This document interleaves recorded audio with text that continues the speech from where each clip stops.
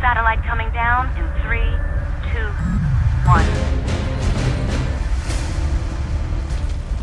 Go, go, go!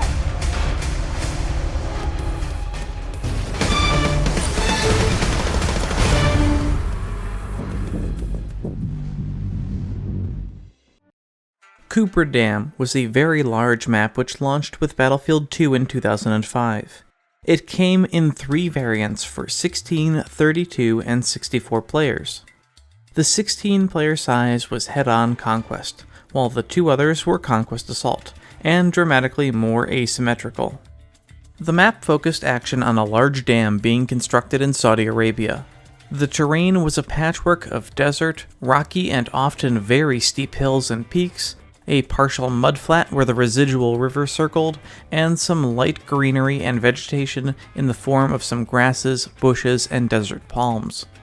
The original Kubra Dam on 64 players was an 8-flag design, a bit of an oddity now given the current preference to uneven flag counts to avoid long-duration games. Kubra was an incredibly popular map. The numerous construction cranes, verticality along the dam and mountains, and significant options in playstyle made it extremely unique compared to the rest of the map pool. That being said, Kubra also had a few significant design issues. Without going into too much detail in this video, it boiled down to 3 major items. These were the layout and design of the US main base and its distant airfield, which were too contained and too far away, respectively. The strength and amount of air power on the map, which could swing around into a brutal experience should one team have air superiority. And lastly, the rugged and often mountainous terrain and verticality of the cliff edges created immense levels of travel time without much cover, and created player movement issues whether elevation changes were large or small, all of which was exacerbated by the refractor engine's limitations. But even with these issues, Kubra remained an incredibly popular map thanks to its verticality, ideal sniping locations, unique dam environment, and air power. It is a map which still carries name recognition with veteran Battlefield players, and even with some who might not remember the name, but simply know it as that one from BF2 with the big dam. I am here today to propose a reimagining of Kubra Dam, drawing upon the nostalgia of longtime fans, but also utilizing the untapped potential of the existing design, transformed as a completely new and unique Battlefield map. Following the American war against the Middle Eastern Coalition in 2005, the massive Kubra Dam construction project in Saudi Arabia was completed shortly thereafter and provided much-needed energy to the region as it recovered. Now, in the midst of major repairs following a significant earthquake, the armies of 2 superpowers converge again on the dam's location, hoping to capture this strategic reservoir and control local resources.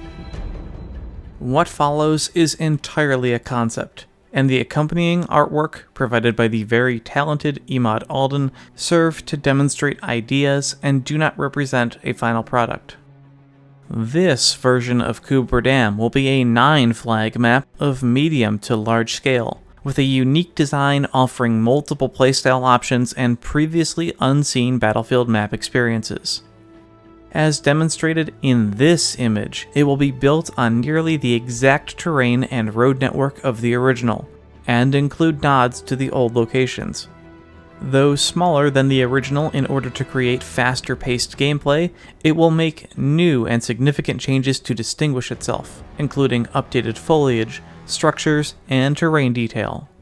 Taking place decades after the original Kubra map, this provides lots of room to flesh out the layout. A lot can happen in 20+ years, especially when one considers that this map is located in Saudi Arabia. Definitely not a country known for skimping on construction ambitions. The centerpiece of the map remains Kubra Dam itself, a towering structure which was, until just recently, in full operation. A massive scenic reservoir fills the southern portion of the map, while operations buildings sit adjacent on each side. The recent earthquake sets the stage for the environment and atmosphere. Some buildings will be partially collapsed or destroyed. Rock slides litter debris along some cliff edges, and roads may be split. More potentially catastrophic damages have also occurred. Large cracks have formed in the face of the dam, and scaffolding has been placed in front for scrambling repair crews. Working now only in partial operation, on the dam's northern face, 2 open spill gates spray the water at large volumes to relieve pressure into the river below. This is the new overview of Kubra Dam, which identifies and details the reworked playable area. The map borders can be clearly denoted, as can the team's main bases and starting locations. An updated road network is visible, though it largely follows that of the original design. Topography-wise, the area surrounding the dam would be hugely different from the original. Unlike the dry and drab desert canyons previously, the large water reservoir and river have given the area a boon to local flora. While the original map was not devoid of a few desert palms or rough patches of grass, certain sections of the updated design will possess large sections of trees and fields of green grasses. Most of the playable map would have vegetation of some kind, though mostly close to the water sources. Certain sections of the map, which previously featured immense mountains or rocky terrain, will be reimagined as a flatter, more open space, especially on the western and eastern sides of the dam. For example, the terrain just past the power station, situated in the same position as its original layout, will drop significantly just past the major buildings. The northernmost section of the map down this slope will follow a familiar road network. Upon reaching a low ground near the bend of the river, the road climbs again along a hillside until it reaches the historic large bridge from the original design. The western road descending from the power plant will be blocked by a minor tree line, providing players and vehicles relative safety on the journey. On the eastern side, the terrain elevation will also drop, leading toward the I flag on the right side of the riverbank.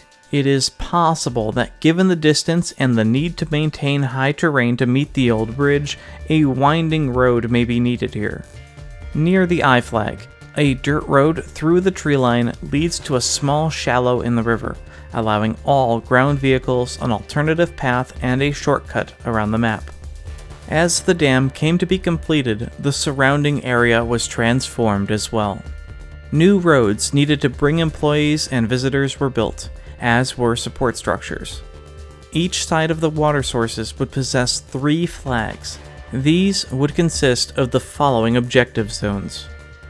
The A flag, the hotel, a 2-story building complex with a limited interior. 2, potentially 3 main buildings surrounded by some trees and a parking lot. One of these structures will be partially ruined and inaccessible as a result of the earthquake. The B flag, the gas station and car repair garage. A sparsely built-up flag containing a major petrol station and pumps within a parking lot. Perhaps an attached mechanic shop and food store nearby. The northernmost flag, and located furthest out down the river, this puts the old bridge into play, allowing wider mobility for vehicles and spreading out players. The C flag, the power station. This would be a major flag and one of the few returning from the original map. It would be slightly larger, feature an interior with electrical generators and computer labs for monitoring electrical output, along with minor office space. I imagine a large open room on the first floor, filled with humming generators and servers. The upper floor will have an open floor office design, similar to how the upper floors of the offices look on certain Battlefield 4 maps. This flag will also feature access to an elevator, which can bring players down to the penstock below, and an access tunnel which can be used to access the main dam. More on that shortly. The G flag, which takes place at the construction site point from the original map, is the main office. A multi-story office complex with 2 structures, I would have this look similar to the D flag on Battlefield 4's Lankang Dam, and be loaded with computer equipment. I envision the largest part of this complex having a collapsed side from the earthquake, with construction equipment nearby. While this building won't have an elevator to the penstock like the power station on the other side, it will have a similar access tunnel to enter the dam structure from below. The H flag nearby would be the park, a small forest of trees and lush green grass fields. It would be an area similar to a tourist rest stop and relaxation area, where people could come and take pictures of the dam and reservoir. The flag would sit near a picnic pavilion, and a minor road nearby would have a small market and perhaps a few food trucks selling Middle Eastern themed items. On the westernmost area of the park, a small dock will have a rib boat attached, allowing players to traverse the lake in an alternative way. A similar dock with another rib boat would lie on the opposite bank for balance purposes. Lastly, the I flag is the electrical station. This objective would be configured much differently from the flag which originally sat in a nearby location. I would say that this flag should be similar to the generator's flag on Battlefield 3's Operation Riverside, with perhaps the addition of another small office building or two. These 6 flags consist of a myriad of different building types, but this is done intentionally to give each flag a little distinction. Only the C and G flags need to include major features, while the others would be smaller set pieces with light to moderate amounts of assets and cover. The spaces between these flags would have minimal structures, with the exception of the road network and vehicles parked on it. The rest of the map terrain, that is, that which has no roads or pockets of trees, would be barren, rocky terrain with large rolling hills and sharp cliff edges. This gives it the feel of the original map while offering something new. The texture and color of this terrain would be something similar to the hills of 2042's Flashpoint map, while the rolling hills of Battlefield 4's Lanking Dam demonstrates the style of rough terrain which can offer reliable cover. The road network, which winds across most of the map, would be paved with 2 lanes. While the only obstructions on most of the map will be an occasional car, bus, or semi-truck, it is feasible to add in a minor security checkpoint on each side of the dam just for map atmosphere and detail. It should be noted that because of the proposed main base layout, a few large but otherwise inaccessible office buildings should be placed just inside of the main bases to provide protection for newly spawned players and vehicles leaving the deployment. These buildings being inside the uncapped zone prevents cheesy enemy players from being on top and causing trouble. While the flags surrounding the dam have minimal structural requirements, at least compared to many urban maps or large-scale maps, its focus remains Kubra Dam at the center, and will take the most work to bring to life. The exterior of the dam, having been complete for many decades, is no longer under construction like the original. With earthquake damage, several large cracks give it the appearance of imminent danger, although there would be no outright leaking from the front. Because of the urgency of the repair efforts, a network of scaffolding along the front of the dam would allow players to traverse and fight on, similar to the original. It would also provide access hatches to the interior. Now for the central flags. First, at the midpoint of the road atop the dam, there will be one objective. Here, from both directions, teams consisting of infantry and ground armor will constantly push back and forth along the narrow confines of the structure. High water on one side, a very steep drop on the other. Earthquake damage at the top of the dam would be limited to one of the main towers lining the road. Having collapsed entirely and with no barrier at this zone, players can drive tanks and jeeps off the top at high speeds for fun. Now for the most drastic change. I propose doing something incredibly unique, if not slightly unrealistic, and install 2 flags within the dam itself. I envision a multi-level, tight, constricted battle within its interior. The structure would feature a selection of narrow hallways, ranging in diameter from the tight curved concrete passages of Battlefield 3's Dam of On Peak, 2 slightly more spacious hallways, akin to the underground connector halls of 2042's Orbital, perhaps in some cases even a bit wider. At least 5 larger rooms will be found inside, comprising smaller control stations, maintenance hatches, piping rooms, to finally 2 larger chambers holding the interior flags of E and F. These larger, more open spaces will be the turbine emplacements, featuring the large humming machinery generating power. This concrete labyrinth will be accessible from multiple entrances. From the road above, ladders can be found to the upper levels, and from the D flag, a zipline will take you directly to the lowest floor.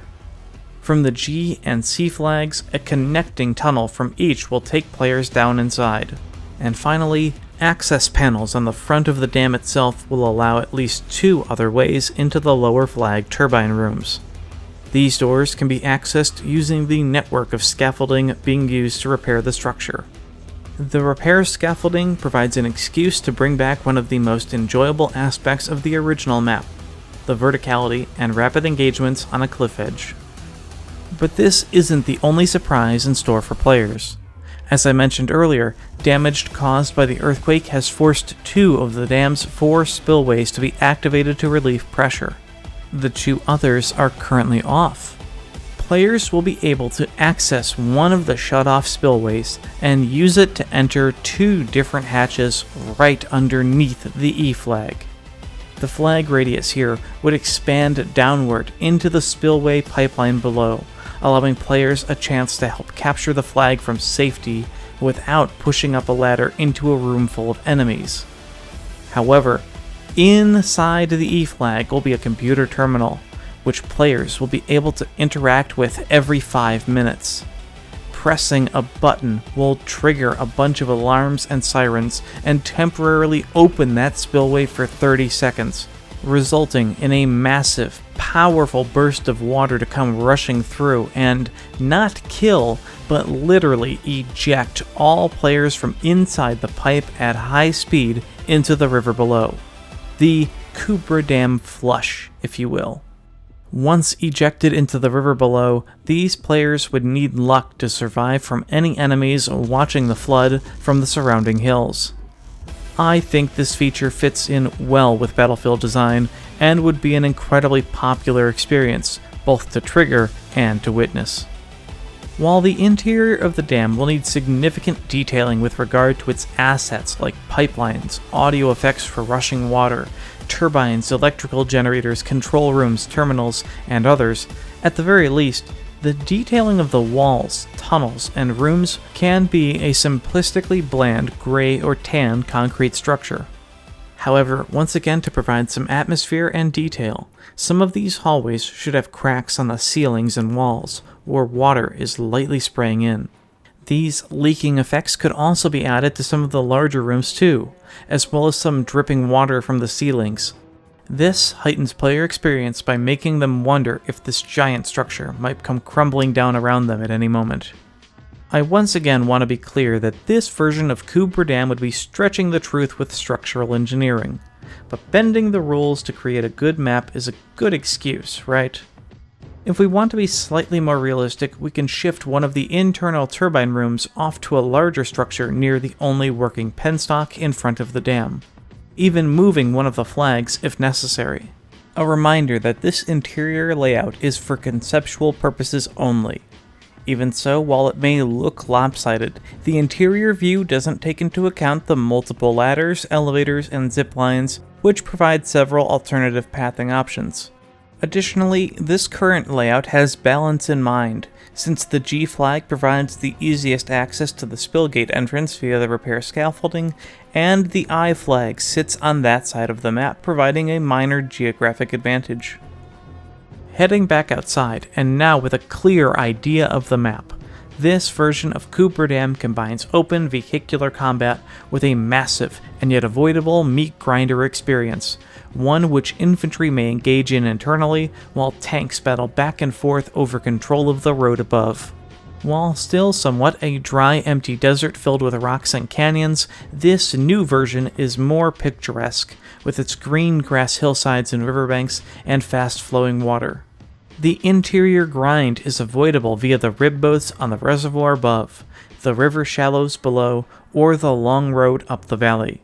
The flags are tight despite there being 9 of them, allowing vehicles and players to quickly travel between them without too many extra assets needed for cover beyond the clever usage of terrain formations. The lighting posture would come from the south of the dam, but at a high angle, casting a shadow on at the very least the scaffolding network so that players fighting here are not blinded. There is enough nuance and nostalgia here to please veteran players, including some original flag locations, terrain layout, as well as the high bridge above the river.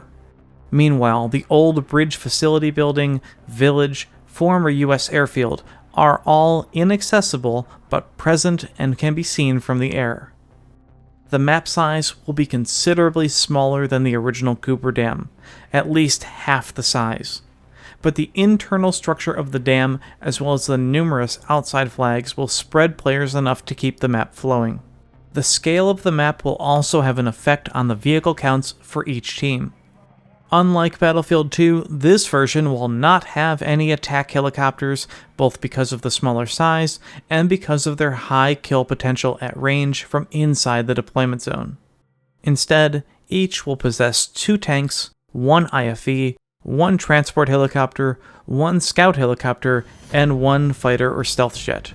Why the jet?